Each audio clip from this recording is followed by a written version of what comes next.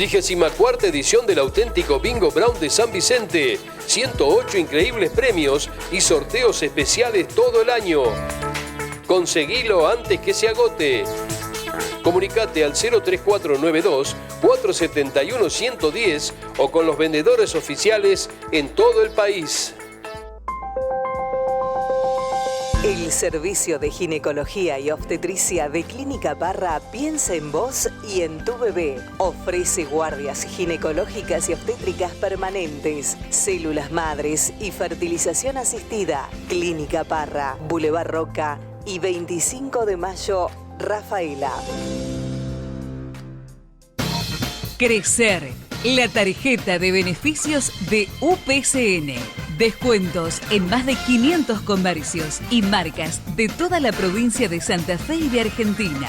Porque siempre pensamos en vos, UPCN pensó en crecer. Bienvenidos a una nueva edición de Ciudadanos, como cada jueves. En el día de hoy vamos a estar a hablar de un tema sumamente importante para toda la sociedad que tiene que ver con la justicia. Oscar, muy buenas noches. Bienvenido. ¿Cómo estás, Barbie? Muy buenas noches y buenas noches a todos los que nos siguen programa tras programa. Como lo anticipó Barbie, estamos aquí en sede del Ministerio Público Fiscal, el Ministerio Público de la Acusación, y nuestro invitado es el doctor Diego Vigo, que es el jefe de dicho Ministerio Público de la Acusación en la división territorial de la 5ª circunscripción judicial de nuestra provincia de Santa Fe. Doctor, buenas noches. Buenas noches, bienvenidos. Bueno, muchas gracias por atendernos. Doctor, bueno, sería interesante que nos cuente cómo ha progresado y cómo ha evolucionado el rol de la Fiscalía y de los fiscales desde la transformación que tuvo el Código Procesal Penal en el año 2014. Los fiscales han adquirido un rol importantísimo en cada investigación de delitos penales, ¿no es cierto? Así es, la reforma procesal penal de la provincia de Santa Fe significó una redirección del sistema procesal penal, en el sentido de que el concepto de fiscal cobra un peso totalmente diferente, en el sentido de que la investigación deja de estar en cabeza de los jueces de instrucción, los jueces correccionales eran los que decidían qué se investigaba y cómo se investigaba, y luego de las pruebas que se obtenían, decidía sobre su propia evidencia obtenida. La reforma significó un cambio de roles. El fiscal deja de ser una figura de adorno, los doctrinarios decían la quinta rueda del carruaje.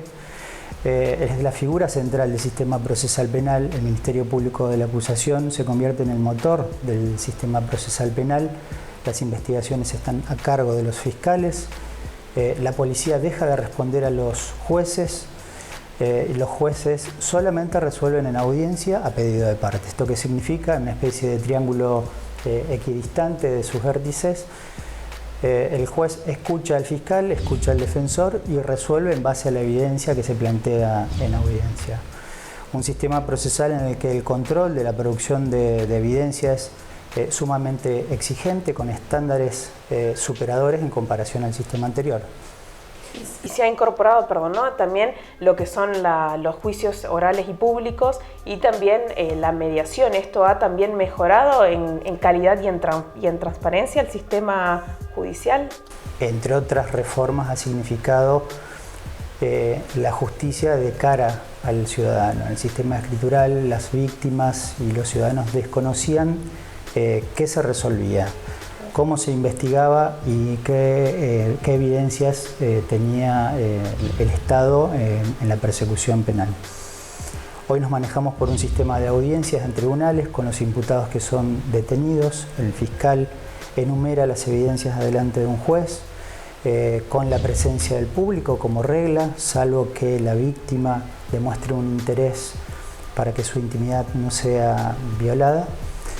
Con una defensa presente desde el mismo momento en que el fiscal asigna la condición de imputado a un ciudadano, en audiencias que se resuelven inmediatamente en la sala del tribunal, con un fiscal que debe mostrar sus cartas luego de la audiencia imputativa, con una defensa que controla absolutamente toda la evidencia que se despliega en la sala del tribunal.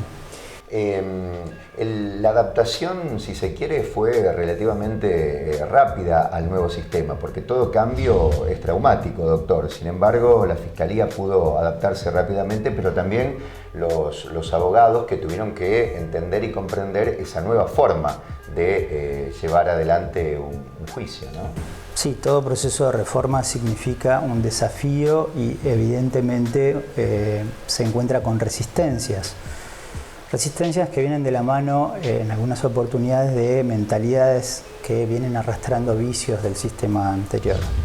Muchos de quienes hoy asumimos funciones en el sistema acusatorio venimos del sistema procesal inquisitivo y escritural, con lo cual uno de los desafíos como operador es dejar de utilizar esta lógica del trámite, de la burocracia, de una justicia lenta que no rinde cuentas a la ciudadanía. A modo de ejemplo, un fiscal ordena una detención y en 72 horas tiene que estar adelante de un juez con toda la evidencia que obtuvo para enrostrarle al imputado los motivos por los cuales solicita una prisión preventiva.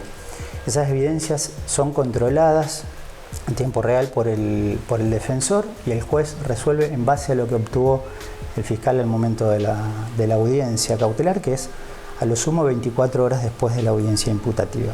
Esto es un cambio radical en el proceso. Y en todo el proceso de la investigación, la Fiscalía también es quien tiene a cargo el personal policial para que colabore en este proceso. ¿Esto es así?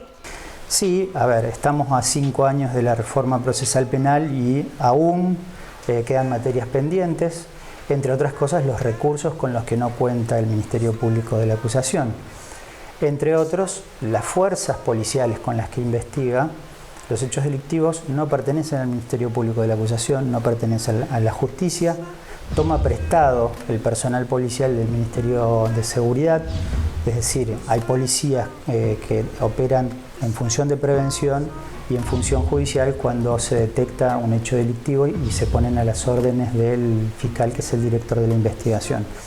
Se creó una policía especial dedicada exclusivamente a la función de investigación, que es la Policía de Investigaciones, integrada por PDI operativa, inteligencia criminal, trata de personas, las comisarías de la mujer que pasaron de las órbitas de la unidad regional a la Policía de Investigaciones, pero en cantidad no tiene comparación con el total de las fuerzas policiales de prevención. En ese aspecto, doctor, fue observada, o mejor dicho, la oposición política en esta provincia siempre observó esta división o esta subdivisión que ha tenido la policía en esta última etapa. ¿Cuál es la mirada que tienen ustedes respecto del tema? Mi análisis es que los fiscales necesitan investigar con fuerzas que se dediquen exclusivamente a la investigación. Pongámosle el nombre que se le quiera poner, y con la decisión administrativa en la órbita del Ministerio de Seguridad, si es que esas fuerzas no van a pasar al Poder Judicial. ¿Por qué digo que necesita el fiscal fuerzas policiales que se dediquen exclusivamente a investigar? Porque las fuerzas policiales necesitan estar tiempo completo en la investigación. El personal denominado de azul de las comisarías reparte sus funciones en la prevención y en la investigación. Y esa sobrecarga de trabajo muchas veces burocratiza la investigación y todo se termina convirtiendo en un trámite. Y ustedes no sé si habrán entrevistado víctimas cuando mencionan las circunstancias que tienen que sufrir cuando son víctimas de hechos delictivos y deben pasar por las comisarías, momentos de largas esperas, los tiempos que se alongan. El fiscal necesita tener una fuerza policial exclusivamente para la investigación. Yo desconozco, y eso escapa al ámbito de decisión del Ministerio Público de la Acusación, si el gobierno decide mantener la Policía de Investigaciones o no. Lo cierto es que, en mi opinión personal, el fiscal necesita fuerza de investigación exclusivamente. La Fiscalía tiene sede aquí en la ciudad de Rafaela. ¿Cuál es la relación que mantiene el Ministerio Público con el gobierno local? ¿Con cuál gobierno local? El gobierno político local. ¿Con las distintas intendencias? Sí. Sí. Concretamente con la de Rafaela. Bien. Yo le voy a dar un ejemplo. El dispositivo de intervención multiagencial que se desarrolló en Rosario y en Santa Fe también se replicó en Rafaela. Fue un territorio elegido por el Ministerio Público de la Acusación, por la Fiscalía General, replicando esta lógica de actuación que responde a lo establecido por la ley del Ministerio Público de la Acusación. Esto significa interactuar con distintas agencias del Estado para optimizar la respuesta en la investigación penal. Tuvimos un procedimiento de allanamientos en distintos barrios, en esta lógica de los dispositivos multiagenciales, en el que intervino la municipalidad, con distintas secretarías, el gobierno provincial. Entendemos que fue sumamente positivo. Estamos en contacto con la Intendencia para interactuar en las distintas órbitas, cada uno desde su responsabilidad. Yo le doy un ejemplo, asumiendo los distintos fenómenos delictivos de investigación desde la Fiscalía Regional. La investigación de sustracción de motovehículos significó innumerables reuniones con los responsables de tránsito en Rafaela y se modificaron procesos de trabajo de la Intendencia para detectar rápidamente las motos sustraídas que estaban en los corralones municipales. Al día de hoy la Policía de Investigaciones, siguiendo directivas de la Fiscalía Regional, ha adoptado estrategias que años atrás no existían en la persecución penal. Yo digo proceso superador porque se investiga el fenómeno delictivo estratégicamente interactuando con otras agencias del Estado. Esto era impensado, repito, en el sistema anterior, en el que la lógica eran los compartimentos estancos de la persecución penal del caso a caso. Claro. ¿Y qué pasa con los menores, doctor? Que hay una gran cantidad de números que delinquen hoy en día. ¿Qué pasa con estos menores? ¿Cómo es el trabajo con ellos, la prisión y también el trabajo de la reinserción al momento de cumplir la pena o no para que puedan volver a estar en la sociedad? Bien, si el fenómeno delictivo es complejo de abordar, la justicia de menores también, y la conflictividad de los niños y adolescentes, como se llama la Convención Internacional de los Derechos del Niño, no escapa a esta lógica. Aclarar que el Ministerio Público de la Acusación no es competente en relación a los delitos que cometen personas menores de 18 años, por eso existen los juzgados de menores. Para los delitos que cometen menores de 16 y 17 años, aquellos que no hayan cumplido los 16 años son inimputables, no punibles según la ley. En eso, la Subsecretaría de la Niñez. Sí, aprovecho y hacer un paréntesis. ¿Usted qué opinión tiene sobre la baja de la edad de imputabilidad? Yo lo que opino, y recuerdo que esa pregunta me la hicieron en la legislatura, en la Comisión de Acuerdos al respecto. A ver, nosotros somos operadores del derecho vigente. Si vamos a ser convocados por la legislatura o los poderes ejecutivos que tienen que discutir esta cuestión, creo que orgánicamente el Ministerio Público de la Acusación va a intervenir con la seriedad y la profundidad que merece semejante discusión. Sabemos que cuando se dan hechos delictivos, la gente plantea la necesidad de la baja de la edad de punibilidad. Esto es un reflejo casi inmediato, es una tentación, pero creo que se puede caer en un error en bajar solamente la edad de punibilidad si esto no viene acompañado de una lógica de intervención multiagencial, multidisciplinaria, y en el que los distintos estamentos del Estado respondan a las necesidades de las personas en desarrollo, como son los niños. Y ahí hay un tema, perdón, ¿no? Hay un tema social ahí también, que por ahí quizás lo que mencionaba antes Oscar, el vínculo que tienen con los municipios o los gobiernos locales en trabajar en conjunto, porque también los menores que delinquen son quizás los más vulnerables socialmente. Eso que usted manifiesta es lo que el derecho penal menciona como la selectividad del sistema penal. Las cárceles están pobladas de gente cada vez más jóvenes, de personas que tienen cada vez menos educación en promedio. Las cárceles argentinas, y la provincia de Santa Fe no es la excepción, tiene cada vez más presos. La tasa de prisionización está aumentando exponencialmente, más allá de que hace varios años el porcentaje de condenados es mayor al porcentaje de personas que aún no han sido condenadas, que esperan sentencia. Decía, es una problemática sumamente importante. Yo quería retomar el tema de lo que usted marcaba anteriormente en relación a el comportamiento que muchas veces se produce cuando un ciudadano, cuando un vecino va a hacer una denuncia a una seccional, a una comisaría, y de allí muchas veces también ha surgido el desprestigio que tiene hoy tristemente la policía, no solo de esta provincia, sino la policía en general, y el ciudadano, aún con sus limitaciones, cuando logró comprender que también la Fiscalía podía resolver y con más agilidad ese problema, comenzó a buscar ayuda en el Ministerio Público. ¿Esa sensación que tiene la sociedad es la misma que perciben ustedes o se fue diluyendo también con el tiempo? A ver, a nadie escapa que hoy en día hay una situación de descreimiento de la población en relación a las instituciones, un descreimiento hacia la política, hacia el Poder Judicial y hacia las fuerzas policiales, y es un desafío que nosotros tenemos como funcionarios, restablecer ese puente, esa confianza institucional que significa el servicio de justicia. Yo me hago cargo de la cuota que le corresponde al Ministerio Público de la Acusación, esto es investigar con la mayor eficacia y eficiencia y con la mayor celeridad posible los hechos delictivos. En forma reiterada recibimos en este ámbito a vecinales, a ONG y a representantes de distintas agencias del Estado, donde se plantea la necesidad de dar mejor respuesta a la seguridad. Y lo primero que tenemos que plantear es que la seguridad no es una agenda del Ministerio Público de la Acusación. Los fiscales no brindan seguridad. Y aún teniendo eficacia en las investigaciones penales, eso no implica que repercuta inmediatamente en la inseguridad. Es cierto que neutralizando a un reiterante vamos a asegurar que por lo menos por un tiempo, el que dure la privación de libertad, esa persona no va a reiterar el delito. Pero sabemos que el fenómeno delictivo es lo suficientemente complejo como para creer que neutralizando 10 o 20 personas que cometen determinados hechos delictivos que suelen ser violentos, se va a terminar el problema de la seguridad.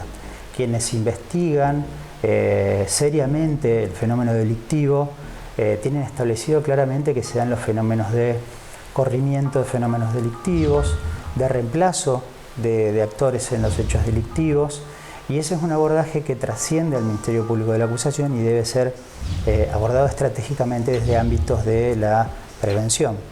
Más allá de lo cotidiano, del día a día en el trabajo, esta Fiscalía ha intervenido en casos relevantes, importantes. Incluso si el tiempo del programa nos da, vamos a abundar sobre uno de ellos.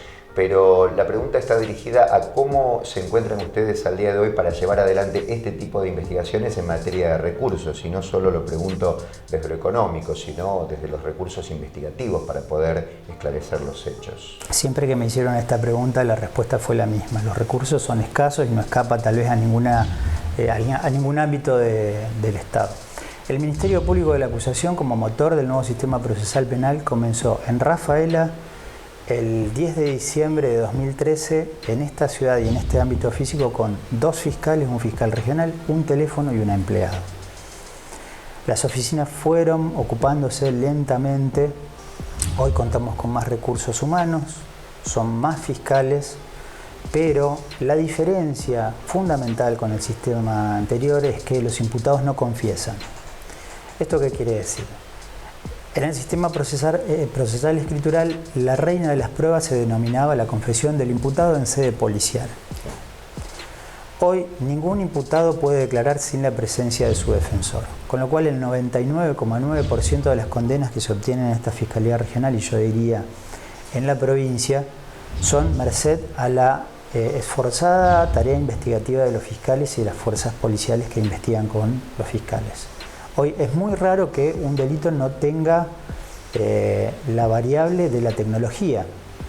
A ver, producimos un allanamiento y secuestramos celulares, y el contenido que tiene ese dispositivo puede probar desde un secuestro, lo digo en líneas generales, un robo o un homicidio. Y esa tecnología tiene que estar a disposición de los fiscales lo antes posible. Hoy la realidad marca que la tecnología está concentrada en la ciudad de Rosario, progresivamente en la ciudad de Santa Fe, en los laboratorios tecnológicos. Esto es, las unidades fiscales de Rafaela deben esperar las pericias que se realizan en los dispositivos secuestrados en otras ciudades. Esto es un condicionante. Le voy a dar otro ejemplo de fenómeno delictivo que es una prioridad en la persecución penal de esta Fiscalía Regional, la violencia de género, familiar y sexual. Ustedes no sé si están al tanto, pero en esta unidad fiscal de Rafaela hay 2 fiscales a cargo de esta sección y una de las pruebas más importantes es la declaración del niño en cámara Gesell. Ni tribunales, ni el Ministerio Público de la Acusación cuenta con cámara Gesell a 5 años la puesta en vigencia del proceso penal. Hoy en día un fiscal ordena una detención, ayer mismo uno de los fiscales ordenó una detención y tiene que evaluar si la potencial víctima puede declarar o no. La agenda está condicionada por lo que resuelve la oficina de gestión, que es quien triangula con un organismo no gubernamental como es una universidad que tiene las instalaciones para hacer esa cámara Gesell. La Fiscalía tampoco cuenta con psicólogos habilitados para hacer entrevistas en cámara Gesell. Es decir, depende de una psicóloga que trabaja en la Policía de Investigaciones. Ese es el cuadro de situación en el que nos encontramos. Entendemos, o por lo menos yo personalmente entiendo, que el desafío a futuro es que se invierta en herramientas investigativas para que el sistema acusatorio se consolide en la investigación de hechos delictivos, no solo aquellos delitos torpes que se denomina comúnmente en doctrina, sino la investigación de hechos complejos de criminalidad organizada, de los delitos que se denominan de cuello blanco. Porque hay fenómenos delictivos que están directamente relacionados con la violencia. Tenemos que sacarnos la idea de que la violencia urbana no tiene absolutamente nada que ver con el narcotráfico, por ejemplo. Hay una relación directa con los delitos predatorios cometidos por gente que necesita consumir droga, por ejemplo. Quien tiene el dinero para comprar no va a cometer un hecho delictivo violento, pero probablemente quien no tenga ese dinero va a cometer un hecho delictivo violento en perjuicio de personas que usualmente son vulnerables, niños, mujeres y personas grandes. Eso es un desafío. Claro. Y hablando un poco de los recursos, entonces resulta un poco contradictorio esta instancia en la que se encuentra hoy la decisión de incorporar el juicio por jurados en la provincia de Santa Fe, que ya tiene media sanción. Bueno, ¿usted cómo ve o cómo impactaría esto en el sistema judicial actual? En caso de que se logre la ley de... Bien, conceptualmente estoy de acuerdo con el juicio por jurados, es un mandato constitucional. Sabemos que la debilidad del juicio por jurados, según el modelo que se elija, es el del derecho al doble conforme del imputado y a los fundamentos que se le dan cuando se le dice que es culpable o inocente, fundamentalmente cuando es hallado culpable. Porque el imputado necesita saber las razones por las cuales un acto de gobierno, que es un veredicto en un juicio por jurados, se le dice que es culpable. El derecho al doble recurso que tiene el imputado con el juicio por jurados tiene cierta debilidad, pero creo que técnicamente se puede resolver, es un mandato constitucional. También implica legitimar aún más la participación del ciudadano en la justicia. ¿Usted cree ahí que los ciudadanos estamos capacitados para integrar un jurado, digamos, que tenga la potestad de declarar culpable o no a una persona? Y lo que me pregunto es ¿por qué no? Si estamos todos en condiciones de votar a partir de los 18 años. Si la gente reclama justicia, qué mejor que el propio vecino que reclama justicia y que tome el compromiso. Es un reclamo visceral, de pronto se convierta en una decisión pensada, reflexionada y que se hace cargo inclusive de los conflictos que suceden en su propio ámbito, en su propia ciudad. Estudios comparados del juicio por jurados han concluido que el vecino que reclama prisión perpetua o pena de muerte, aún sabiendo que nuestro país tiene abolida la pena de muerte, al momento de convertirse en juez reflexiona si una persona es culpable o inocente. Y yo creo que legitima el servicio de justicia, el juicio por jurados. El otro aspecto de la discusión es más pragmático. ¿Hay fondos para sostener un juicio por jurados? ¿Cuánto cuesta un juicio por jurados? Leía hoy a la mañana la experiencia en un juzgado de Neuquén en el que el juicio por jurado significó 11 jornadas consecutivas, incluyendo sábados y domingos, para que el jurado sea dispensado de esa tarea, porque es una carga pública, lo antes posible. Esto también impacta en las mentalidades del servicio de justicia y de la ciudadanía toda. Yo creo que es algo positivo. Podríamos discutir qué casos vamos a llevar a juicio oral. Bueno, doctor, y continuando con lo que dialogábamos anteriormente, su vínculo con los municipios y el trabajo en conjunto que vienen realizando, en ese aspecto, ¿cómo está trabajando en la región? Sabemos que tiene un extenso territorio, digamos, que cubre su cargo, y específicamente en un caso puntual que tiene que ver con este pequeño desaparecido, con Maxi Sosa de la localidad de Ceres. Bueno, respecto, en términos generales y en cuanto a este tema, ¿cómo se está trabajando? Sí, insisto que la relación en general es buena con las instituciones, con las municipalidades. Cada lugar tiene su idiosincrasia, cada región tiene fenómenos delictivos que tal vez no se detectan en otros lugares. Usted menciona un caso que fue muy sonado, muy grave y de mucha importancia institucional para el Ministerio Público de la Acusación.